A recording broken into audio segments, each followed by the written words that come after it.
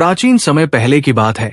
हिमाचल पर्वत पर गंधर्वों का एक नगर था जिसमें जीमूत केतु नामक राजा राज करता था।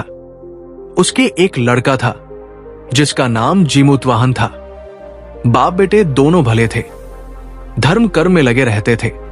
इससे प्रजा के लोग बहुत स्वच्छंद हो गए और एक दिन उन्होंने राजा के महल को घेर लिया। राजकुमार ने यह देखा तो पिता से कहा कि आप चिंता न करें, मैं सबको मार भगाऊंगा। राजा बोला, नहीं, ऐसा मत करो, क्योंकि युधिष्ठिर भी महाभारत करके पछताए थे।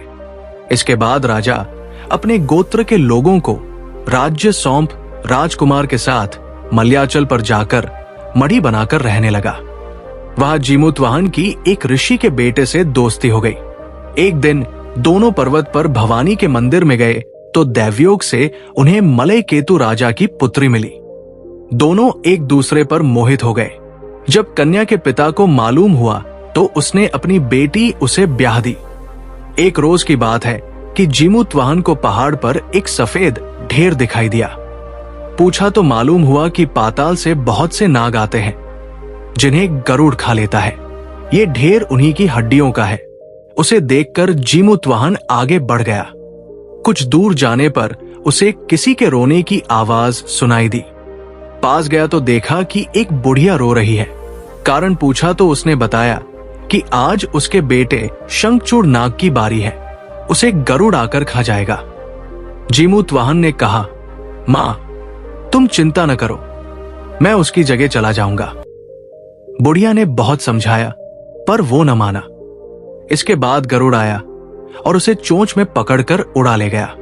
संयोग से राजकुमार का बाजूबंद गिर पड़ा जिस पर राजा का नाम खुदा था। उस पर खून लगा था। राजकुमारी ने उसे देखा, वो मूर्छित हो गई। होश आने पर उसने राजा और रानी को सब हाल सुनाया।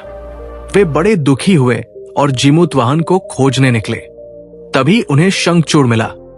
उसने गरुड़ को पुकार कर कहा, हे गरुड़, तू इसे छोड़ दे, बारी तो मेरी थी।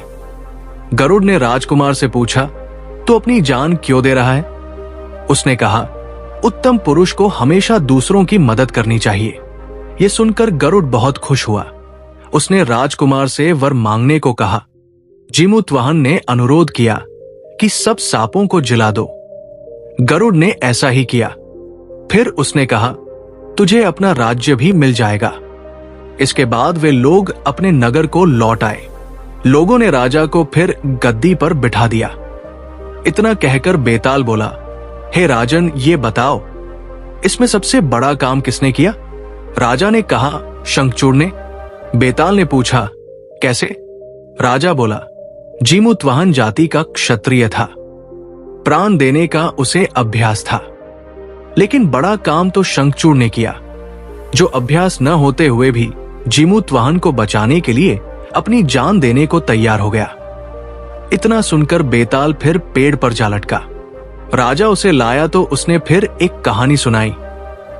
दोस्तों, कहानी अच्छी लगी है तो वीडियो को लाइक करें और हमारे चैनल को सब्सक्राइब करें और हां, बेल आइकन को जरूर दबाएं। धन्यवाद।